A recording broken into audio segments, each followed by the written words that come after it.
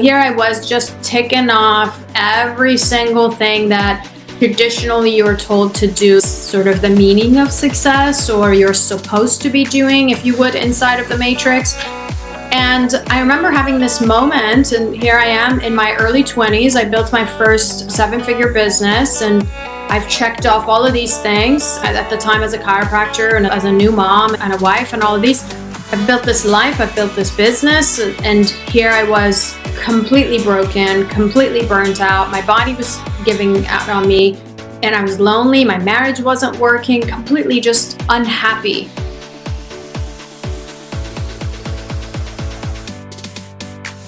Hi everyone, this is Katana Abbott, and I want to welcome you all to Smart Women Talk. How many people go into business thinking they will have more time, more money, and more freedom, only to find out you're now the chief cook and bottle washer? I know, because I've been there too myself, and perhaps it's part of this rite of passage we all go through when owning a business. Today's guest, Dr. Nona Djavid, mindset mentor and author of the book, Elevate Your Life, will share how she went from burnout to building $1 million business, working just 1 week per month. Yes. Today, Dr. Nona is going to explore how shifting your energy, beliefs, and mindset can open doors to vibrant health, wealth, and freedom in your life and your business. Welcome to Smart Women Talk. I hope I got your name right. Why don't you share with all of our guests again? It's a little different, especially if they're looking you up. They'll want to know how to spell it. You did great. I'm used to my name being pronounced all different ways, but it is pronounced Djavid, but it's spelled D-J-A-V as in Victor I-D. And there's a funny story behind this. I moved to the United States with my family when I was 16 years old from Iran. And the last name Djavid is fairly common, and it's specifically spelled how you would phonetically spell it. It would be spelled maybe J-A-V-I-D or J-A-V-E-E-I-D. And when we had our documents translated to English, like our passports and things like that, as we migrated to the United States, the person who did the translation was this French guy. He put a D in front of the J, and he thought it was pronounced, or it would be better if we went with the French twist. Djavid is what it's supposed to be. Anyways, it got stuck to us, and we never changed it. That is neat, though, because now you have a story. How old were you when you came? I was 16 at the time. It was my second year in high school. I finished in Iran, and then we moved to the United States. And now then immediately I was put as a senior because I'd taken a lot of the courses and I was already advanced compared to the US. And started there. It was the biggest culture shock. I didn't speak a word of English. So I think we're doing pretty okay now. And it was pretty big changes. I know and that must have been difficult. Anytime I can't imagine having to do that. I think if I had it easy, it would have actually been more challenging and more painful to make it happen. Versus it's like, what are you going to do? You have no other option. You're going to have to figure this out. And I think situations like that in childhood, and I do believe we're here and we pick those experiences to evolve as a human being. But that was a really pivotal and powerful experience for me. And I continue to put myself intentionally in situations where I can thrive in that environment. You are thriving, and you're also helping others do the same, which is wonderful. I love that. There's so many women that are making a difference in the world, and you're one of those. You went into chiropractic. Mm-hmm. Tell us a little bit about that. What was the story that brought you to where you are today? Yeah, I was always the type A, the go-getter, the A+ sort of student. And I wore this trait of mine, which was I'm a hard worker and I struggle and I make it work. And I had this belief system that I had to work really hard and I had to sacrifice a lot, obviously from my upbringing too, and a lot of other cultural things. But this idea was that I had to sacrifice and work really hard to make any level of success happen. So here I am, 1 year in my first year in the United States. Then I got accepted to Berkeley. Then I moved on to get my doctorate degree in chiropractic. Then I did a postdoctorate program in neurology. And then I moved to Southern California at the time into a new town, and I started a new business, and then I got married, and then I had my first child. Here I was just ticking off every single thing that traditionally you're told to do, sort of the meaning of success, or you're supposed to be doing, if you would, inside of the matrix. And I remember having this moment, and here I am in my early 20s. I built my first 7-figure business, and I've checked off all of these things at the time as a chiropractor and as a new mom and a wife and all of these. I've built this life, I've built this business, and here I was completely broken, completely burnt out. My body was giving out on me, and I was lonely. My marriage wasn't working, completely just unhappy. And I made a recognition that whatever had brought me to that point, whatever belief systems, whatever processes, whatever ways that I was doing things that had gotten me to that point, that level, was no longer going to work. I remember sitting in the closet and having these thoughts. I'd shut down the closet door and the lights, and I just sat there for hours trying to think, is this the end or is this the beginning? And I remember thinking this could be the end, or this could be the beginning. And moving forward from that point on, I made a recognition that there was this possibility that not only could I generate more profitability, more freedom, but also presence with my family, but also more love in my relationship. And I started to do things differently. And within a year in that process, I went from being completely burnt out of my business, being a slave to my business, hustling through that process, and feeling completely broken and alone, into creating multiple 7 figures and working part-time and or mostly passive. I had 3 other companies that I had started. Then I sold the businesses, and then eventually even working less. But none of those would have been possible without the pivotal moments of pain, right? Sitting there in the closet, recognizing this no longer works for me. I've got to do things differently.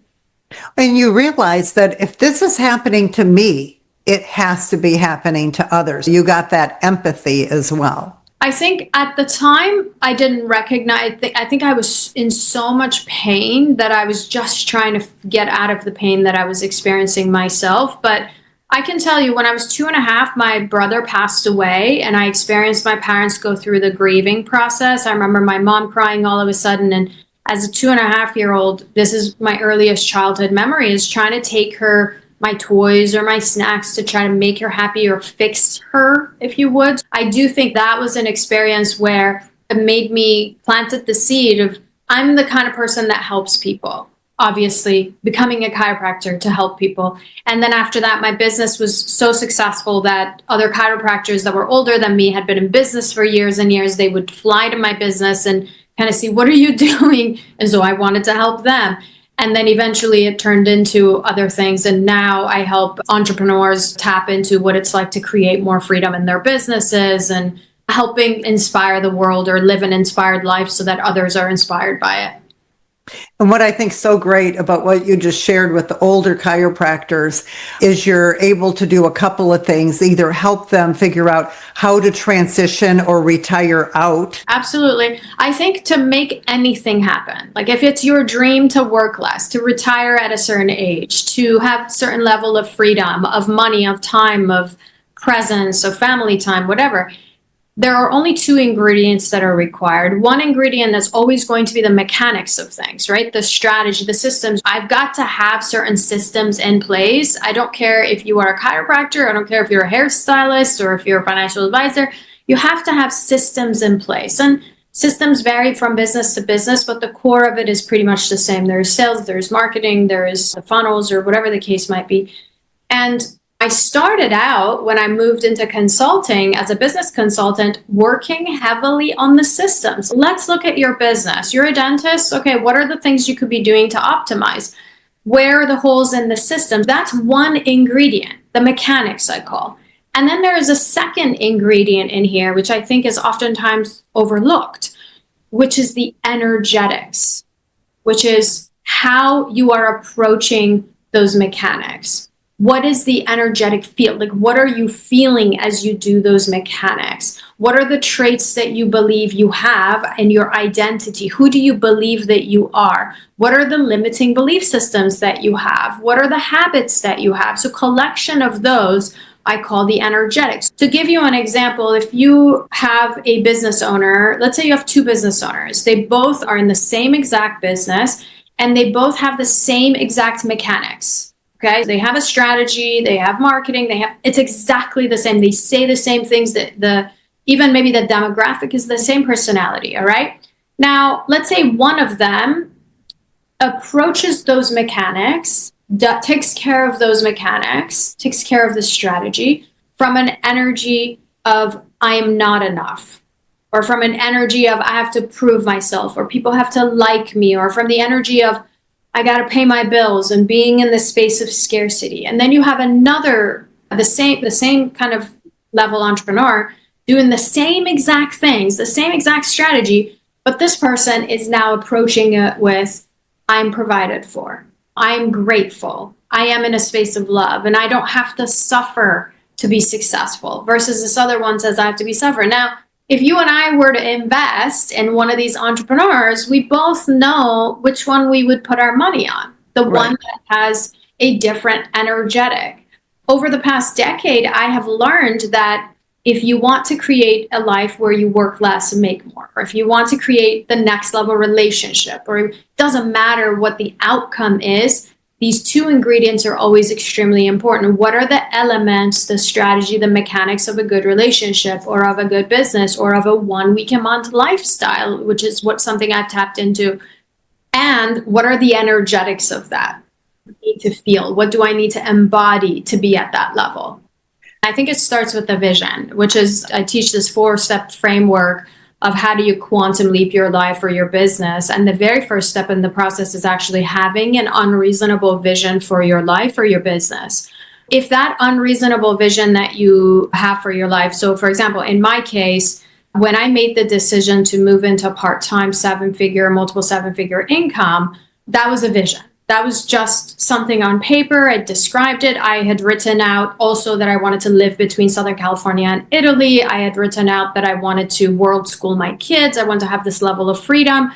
And so ultimately, it started with the vision. Now, when I committed to the vision, then part of the mechanics or the systems or the path to get there may have been hiring, delegating, automating in the process so that I can move into this level of passive income and freedom at multiple seven figures, which wasn't available to me when I was sitting there in the closet trying to figure out how to work the business out without having to go into another burnout or another process. But here's what most people won't do. Most people will not find the right opportunities or the right people or the right team members because they're sitting in their limitations. They're saying, this is my limitation, and they'll never go expand enough in the next level business or next level vision that they have to see the possibility for growth or expansion in this process by bringing other people, by delegating, by teaming up, by automating.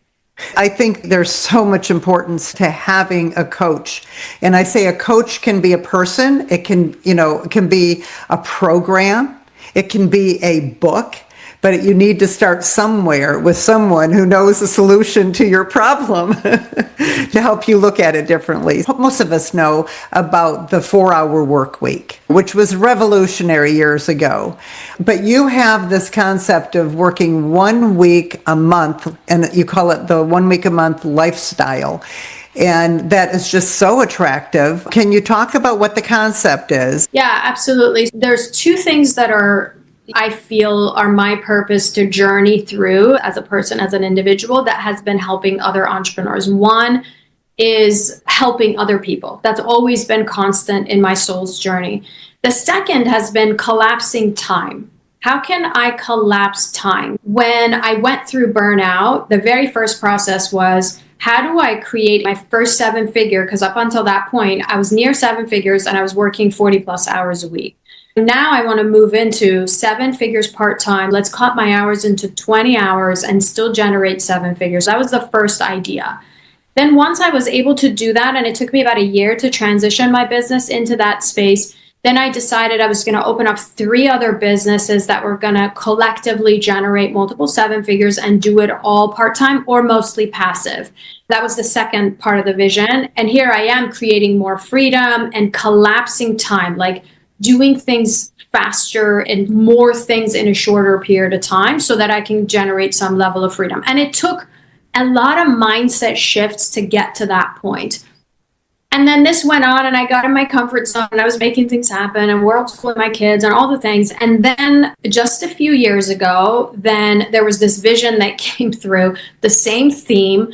And it was like, okay, tapping into 1 week a month lifestyle. Okay. And honestly, when the vision came in, my first thought wasn't, oh my gosh, this is so freeing. My first thought was a panic attack, like some level of anxiety. Like, what are you going to do for 3 weeks that you're not working? Or this sounds lazy, or this sounds unproductive, or I was judging the vision in terms of what it was. And so what this did for me was it brought up a bunch of old patterns of the belief systems that I used to have. Now they were so much more prevalent here. Now they were saying, you have to work hard to be worthy. What do you mean you're going to take 3 weeks off? What are you even going to do in those 3 weeks? How long can you go on vacation? No matter the level of freedom, you should be productive, which are the old patterns that were popping up. What I really had to do was get over that identity mismatch. Here I was working part-time and having a great life. And now there was this other idea that says, take this to the next level. My anxiety kicked in, okay? I realized one of the things I had to do was to create a vision for what 1 week a month lifestyle would have to look like. Like, what would I be doing in those 3 weeks? How would I be contributing? What would this life look and feel like? What would a day in a life look and feel like?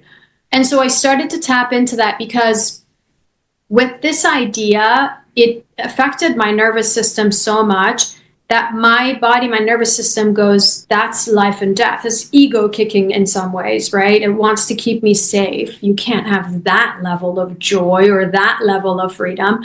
In some ways, from a neurological perspective, I had to give my brain a different vision. I started to give that vision and feed it to my brain over and over again. And just like I started this conversation by saying there's 2 components, of course, then I had to shift the systems and the mechanics and my businesses and the ways that I was doing things, but mainly the energetic piece of it. You talked earlier about neuroscience. Is that what came into play here, or does that have nothing to do with what you're sharing? No, absolutely. My degree from Berkeley is in neurology. Then my postdoctorate in chiropractic school is also in neurology. From understanding that background, I utilized it to go, okay, how can I train my brain to go to the next level without the struggle? Okay. So this was a personal journey. And of course, then now I teach my community and people in my mastermind. So I have a mastermind called 1 Week a Month Mastermind, where I teach entrepreneurs how to tune into creating ease and abundance in short periods of time. For some entrepreneurs, that means I'm going to take Fridays off. For some, it means I'm going to work half days. For some, it means I'm going to take 1 week off. It's your definition of what 1 week a month lifestyle means to you, or what's your next level. For me, I got to a point where it was like, I want to touch this. I want to feel what it feels like to work 1 week a month and sense the freedom of it. When you say work once a month, there's something about working in the business and working on the business. What does it really look like? I've had different versions of it. When I first started to tap into this, I was like, I'm going to do 1 week and that's it. And I'm going to take off the rest of the time. And it was uncomfortable. It didn't feel good to take off 3 weeks. But I got used to it, and then I got used to it, and I got used to it, and then I started to enjoy it, and I started to travel with my family and take them on adventures and be present, volunteer, be gone for lunch, and then don't come back after lunch. I took away the time constrictions, and I started to get used to it. And then now what I do, this is a different version of it, is I do Mondays and Tuesdays in the morning for half of the shift, and I do that every single week. Those are my working hours. Now, it doesn't mean that I'll never sit down at my computer and do anything. What it does mean is that is the container for freedom for me. I can choose to step in intentionally to sit down for an hour and have this conversation on a Thursday. I can choose to do a training on this particular day. But the mistake that is mainly made by entrepreneurs here is they'll go, oh, I'm going to take Monday morning off or Friday afternoon. And then guess what they do? They sit at their computer and they'll answer the emails and they'll do the things. There's the boundary with time is not really set. Oftentimes that gets a little bit wishy-washy, but I've learned how to find comfort and ease and abundance of time.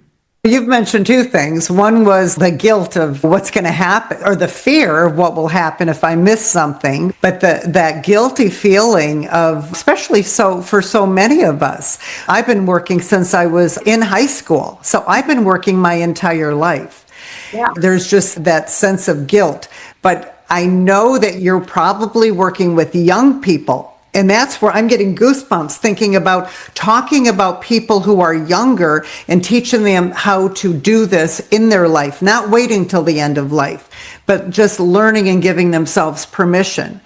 Yeah, I think who's really attracted to my work is, I would say younger. It's all relative, right? But I would say here's a theme I do see often. Women approaching 40s. There's a rite of passage that happens, and I feel it's very often for women approaching 40s, like you're in 37, 38. I just had another conversation just before this where we go into, wait a second, what's working? What's not working? I want to do things differently. You start to reprioritize and you have a different perception of life, and you start to move the pieces of the puzzle of your life and hopefully design it the way that you have been wanting to design this. That is definitely part of the population that's my audience, but also I think entrepreneurship. It is such a different beast. It's an animal for men and women, but especially women. And I think it's a spiritual journey in itself. The mastermind that I have, as an example, is filled with near seven figures and above entrepreneurs that have been burnt out, and they are looking for some level of freedom, time, money. And like I said, for some of them, it's taking Fridays off.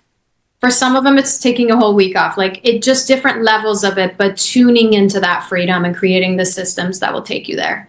And you know what, talking about making that kind of money, it does take a toll on us emotionally, on our relationships, but I'm talking about self-care physically. Many of us, when we built those kind of businesses, there was just a lack of self-care. And that's how we got there. And we never gave ourselves the permission because you always had a new thing, another certification, another client, another presentation. And so it's just so much of a go-go.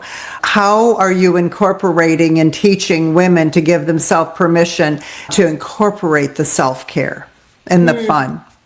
Yeah, absolutely. I think one of the foundational pieces that I teach is having an unreasonable vision for your life. And so for me, self-care used to be, I'm getting my nails done, getting my hair done, I'm getting a massage and whatever, going to a chiropractor, this and that and the other. And now I see it completely differently. Now I see self-care as my continuous commitment to the kind of life that I want. Doesn't mean I don't get my nails done or I don't get my hair done. I do all of those things, but that is not self-care to me. Self-care is choosing yourself in the moment. Self-care is saying no to the things that don't serve you. Self-care is saying yes to the things that scare you. And I think that there's a gap there, especially in social media today. People are like, self-care, go and massage and whatnot. But I do think there's a big part of acknowledging, I think, especially for women, to let go of the self-betrayal and choosing ourselves over and over in the moment, especially when life is busy and I have multiple kids that are little and running many businesses and all the different parts of life, is making sure that I choose myself in that moment. It might be getting a massage or getting a facial, but in the next moment, it might be sitting my butt down and getting through the to-do list.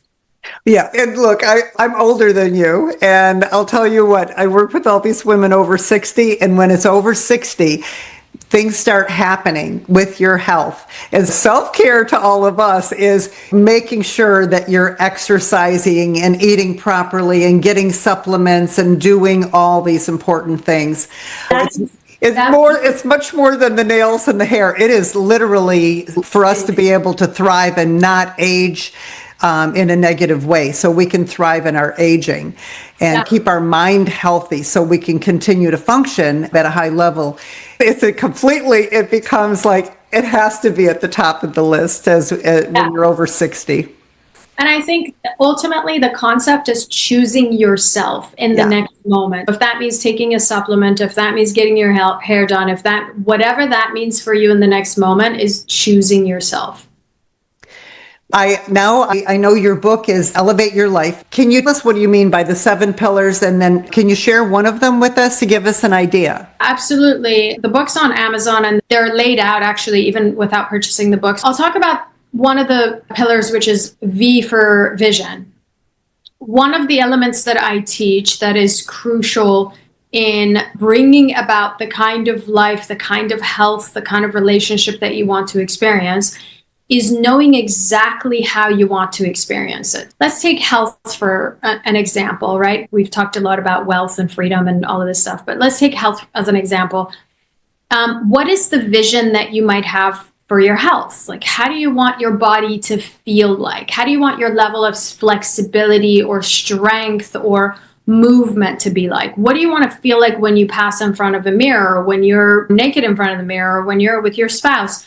These are some of the aspects that we don't necessarily have an outcome in our mind for. We just say, I want to be healthy. Or sadly, we get to a point where we are dealing with some kind of a disease or a condition now, and now we have to reactively respond to that.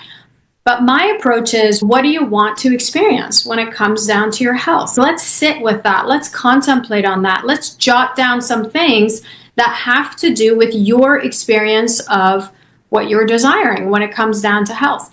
And when you do that and you describe it and you spend some time with it, especially if it's repetitive, you're giving that vision for health to your neurology, to your nervous system, to your brain, whether it's through visualization, meditation, reading through the vision for health.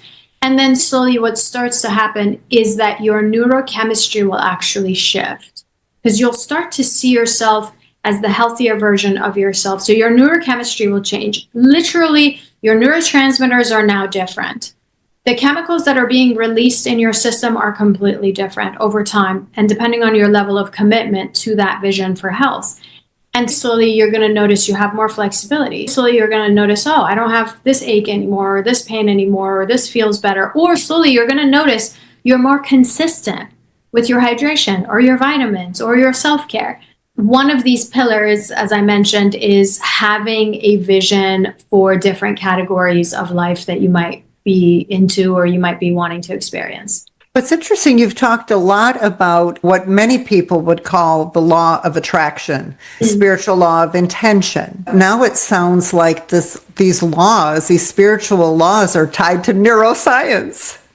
There is so much research around every single one of those principles. And this has been part of my deep work. I'm doing a TEDx talk in September, and as every little thing has to be science-based and has to be research-backed, I have been sitting with this research for months and months on how the identity, who we believe that we are shapes our future. Or how law of attraction, the science behind, the neurology behind law of attraction, it's no longer woo. This is all backed up by neuroscience. Oh, that's wonderful. And you talk about blocks. I don't know if, these energetic blocks or mindset blocks that high achieving women run into. And I think all women run into these things. What have you seen as the biggest one? And what do you see as a advice or solution when someone is just faced with that block? Probably for women, I'm not enough, version of I'm not enough. Yeah. Now, how do you overcome it? There are two approaches to this. One is typical in psychology. People will look at, when did you pick this up? What happened? And in psychology, you sit down with a therapist and they'll say, when you were 4 years old, this is what happened. And there's a lot of energy given to that story that picked up, I'm not good enough, or any other limiting beliefs. So that's one way to deal with it. And I think there's time and place for therapy. And I've done it at different various times in my life. And there's a different way of approaching, which is knowing what I know of the nervous system is actually more productive, okay, in certain cases, which is instead of giving so much energy to the negative belief system that I am not enough, which would make it pop up even more often, is to go, what is it that I actually want to experience instead? I want to experience wholeness. I want to experience enoughness. I want to experience adoration. I want to experience being unconditionally loved, absolute health. So whatever it is you want to experience, then instead you give those to your body instead of looking at all the different ways why we are not enough and how did we get here and the stories that are attached to that typically are pretty traumatic for most people. I know we're running short on time, but is there something that we missed? No, I think we covered it all. And if this conversation resonates and anybody wants to learn more, I'd love a personal connect. They can message me on Instagram or any of the social media platforms, and I'm happy to share more. I have free resources, a 90-minute training on this process, and happy to share that. Let's say we're the best place for us to go. Yeah, absolutely. Any of the social media platforms, LinkedIn, Facebook, or Instagram, just send me a message and say, hey, I heard you on this particular podcast. And then I'm happy to send over a 90-minute training on how to quantum leap, the 4-step framework that I teach. These are the steps that I took that took me from burnout into building a freedom-based business and relationships and all of that. Okay, and that is really exciting. And it's just going to be, they will just type in your name on those platforms, Dr. Nona Djavid. Yeah, exactly. Wonderful. I love that. And one of the things that I read about you, you have a belief or a mantra that is really important to you. Can you share that with us? Yeah, my mantra is, this is what I get quoted for the most inside of my community, which is, if you want something that is wildly different, then you're going to have to do something that is wildly different. Oh, lovely. Yes. And I love your unreasonable vision. Yes. I've never heard that before either. Yeah, I teach that inside of my community. And again, if someone messages me, I'm happy to send the 90-minute training that teaches you how to tap into the unreasonable vision that you have for your life, for your business, for your relationship. Wonderful. Wonderful. Okay, Dr. Nona, thank you so much for being here. Thank you. Thanks for having me. It's been wonderful. And everyone, thanks for joining us today. Be sure to stop by at joinsmartwomen.com to join our community so you know who's coming and you have access to all the goodies. And until our next show, go out and live with more purpose, passion, and prosperity.